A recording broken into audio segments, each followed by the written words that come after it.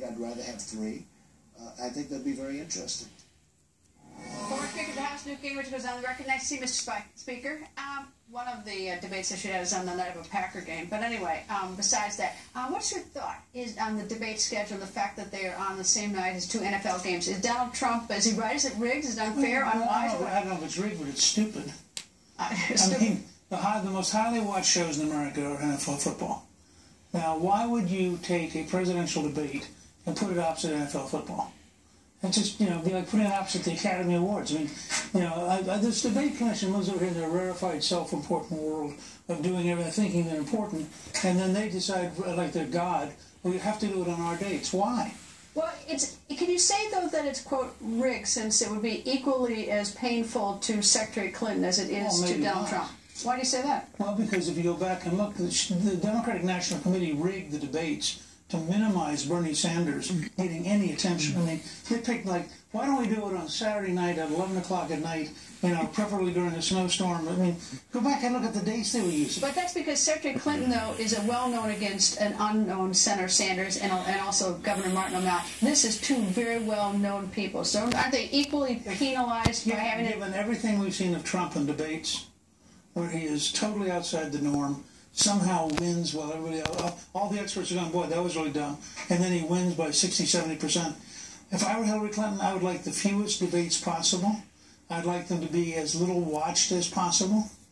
Because you know what he's going to do. He's going to come straight at her in the fact that she's a liar, as the Washington Post pointed out once again yesterday. All right, well, okay, while you're on the topic of lying, he said that he got a letter from the NFL about the debates.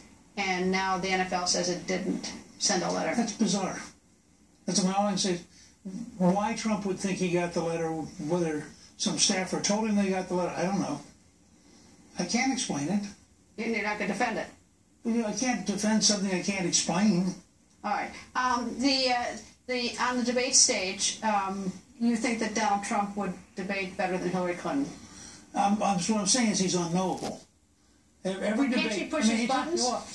He did, presumably. On the other hand, everybody pushed his buttons. 16 people pushed his buttons.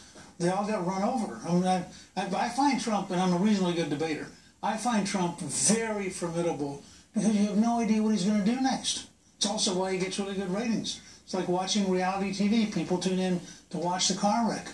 All right, let's bring the viewers in on this. Viewers, now it's your chance to vote at home on Twitter. Do you think the presidential debate schedule should be changed? Tweet yes or no using hashtag Greta. We'll show you your live Twitter votes throughout the show. Mr. Speaker, the conventions this year were very early. In 2012, they were in early September. Who's advantage or disadvantage? Well, historically, advantages to the out party, the challenger. But since it's an open presidency, I think that probably they're about even, although because Trump's never run before, I think the early stuff helps him. I mean, he has a lot to learn. He's learning pretty fast, but as he proved again the last few days, he still has a lot to learn. And I think the more time he has to get ready for the general election, the better off he is. Do the conventions matter? Now, Secretary Clinton got a 7-point bounce. He got a 6-point bounce. So they matter about 1 point. I mean, I think they matter a lot to your own base. I think your base looks at your convention, very different audiences. Fox dominated the Republican convention. CNN dominated the Democratic convention. And I think for your base, it really matters. I don't think it matters for independents and people who are not going to make their mind up till October, because they rigorously avoid politics if they can. Look at the vote. 83% want the dates changed. And, the American people want to watch the debate and football live. Those aren't really DVR events. They want to watch it live. They can't DVR. Anyway, Mr. Speaker, don't go away. He'll be right back. And Donald Trump is about to take the stage. He is in Mecklenburg, Pennsylvania. We're going to take you there live the second Trump begins to speak. Fox News senior national correspondent John Gradwitz is already there at the rally. John? Greta, good evening to you. We hear that Donald Trump is wheels down in Harrisburg in his motorcade. He's just making the 15 or 20-minute drive here to Mechanicsburg, where he is going to address a crowd that, even though we barely cracked the very beginning of August, has the sort of enthusiasm and numbers of crowds that we typically see during the month of October. This is the second battleground stop that Donald Trump is making today. He was in Columbus, Ohio earlier today. Polls in Ohio, on the average, you've got Hillary Clinton leading there, but the last two have got it neck and neck. He's got a little more work to do here in Pennsylvania. Hillary Clinton's about 4 points ahead of the real clear politics average. And don't forget, Pennsylvania has not voted for a Republican since they voted for George Bush, and not the last George Bush, but Bush 41 back in 1988. So Trump has got a lot of work to do, but he hopes to put Pennsylvania in play because it's one of the big states that he's going to have to win if he hopes to take the Oval Office. One of the ways that he's appealing to people here, and you get that sense from talking to folks here, working class folks who feel that they haven't been able to get ahead the way they wanted to. All the people we talked to today say they're putting their money on Donald Trump to bring back jobs, cut taxes, reduce regulation, and really kind of create a fertile environment for businesses to thrive. But one of the things that's kind of curious that's been absent, curiously absent in his appearances so far today, and anything really the campaign has been saying, is any word about Khizr and Ghazala Khan, the Gold Star family members who appeared at the Democratic National Convention last week and were highly critical of Donald Trump, seemed to get himself into a bit of trouble, a lot of trouble actually, when he appeared to be critical of them. He's leaving that behind. Basically, the campaign tells me, Greta, they don't want to make this Donald Trump versus the Khans. They want to make this America versus ISIS, and which candidate, Donald Trump or Hillary Clinton, is best positioned to keep this country safe from terrorism. That's another argument we'll hear to make tonight here in Mechanicsburg. Greta? John, thank you. And we're going to take you to Mr. Trump's rally a little later when he takes the stage. Secretary Hillary Clinton now digging herself out of a hole. Yesterday on Fox News Sunday, Clinton was asked about her private email scandal and whether she was honest. Here's what she said. Director Comey said that my answers were truthful and what I've said is consistent with what I have told the American people. But that is not what we learned from the FBI's investigation into Clinton's private email server. I did not email any classified material to anyone on my email. There is no classified material. 110 emails in 52 email chains have been determined by the owning agency to contain classified information at the time they were sent or received. I thought it would be easier to carry just one device for my work and for my personal emails instead of two. She also used numerous mobile devices to send and to read email on that personal domain. I responded right away and provided all my emails that could possibly be work-related.